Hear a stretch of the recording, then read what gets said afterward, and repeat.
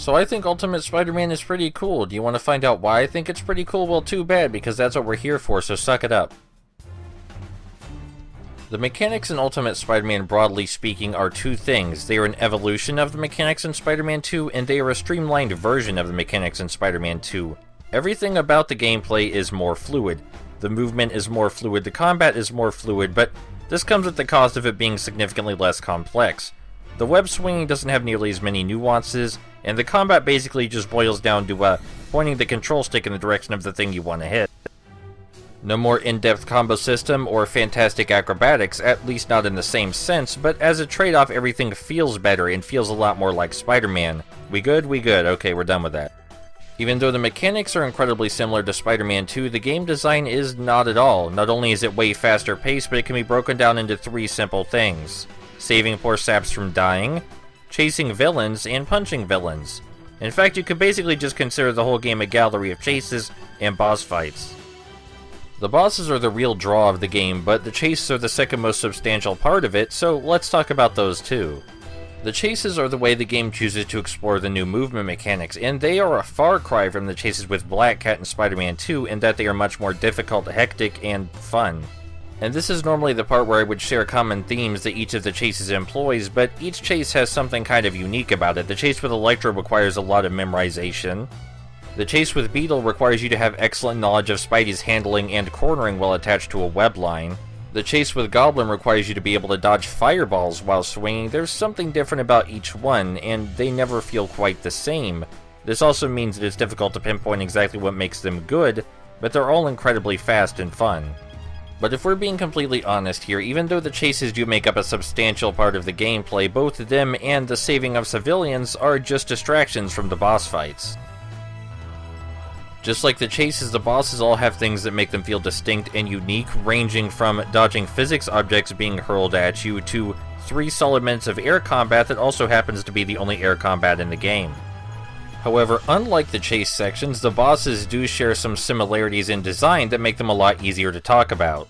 Firstly, all of their design is comparable to boss fights from Enter Electro and Spider-Man the movie game. They're all blisteringly difficult at first glance, and may even seem unfair until you really start to pick at the mechanics and their design to figure out exactly what's going wrong.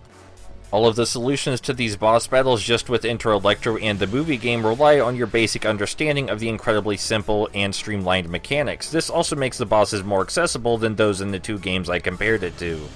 Because while the mechanics in Enter Electro and the movie game were not necessarily incredibly complex, they were more complex than the arcadey stuff on display here. As far as Spidey is concerned, the game is determined to make you explore and understand his mechanics through 2 very different flavors of boss fights. There are boss fights where the opening is incredibly clear, but surviving until that opening is the difficulty, and then there are bosses where finding the opening to begin with is the difficulty. Both of these require you to examine slight nuances in your playstyle and attack animations, and even the enemy's attack animations, to figure out exactly what you should be doing to stop getting your ass kicked so hard. So if there's one thing you should take away from this, it's that the boss design is incredibly reminiscent of the boss design prevalent in early 3D Spider-Man games, just a lot easier to swallow thanks to the simplified game mechanics.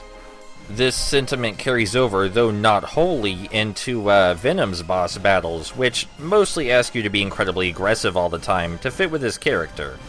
While it makes sense for Spidey to either be searching for a way to make an opening or dodging the enemy's attacks with his agility, with Venom, the opening is always there. You're almost always able to attack the boss, and you're almost always able to deal damage. So while Spidey's bosses have 2 distinct flavors, the Venom bosses only have 1 flavor, and that flavor is finding out exactly how to be aggressive. That's all you really have to worry about with him. They made sure that the playstyles and boss fights fit the characters in question perfectly, and I appreciate that, and it also makes it easy for me to compare the 2 in a meaningful fashion, so thanks for that as well. And if you're worried about a gallery of awesome boss fights getting old after a while, then you shouldn't, because the game's breakneck pacing and insistence on constant variety ensures that it's, well, just as fun as Spider-Man 2000, Enter Electro, and the movie game. Just like those titles, it does exactly what it wants to do, does it with style, and then gets the hell out of there. So the trick to Ultimate Spider-Man is that although the mechanics are evolved from Spider-Man 2, the soul of the game is evolved from those very early 3D Spider-Man games. And that's what's so special about it. And then they kind of fucked it up by including arbitrary open world bullshit in between the important missions that really kind of fucks up the pacing and makes it hard to enjoy what's so special about the game in the first place. But it's still good.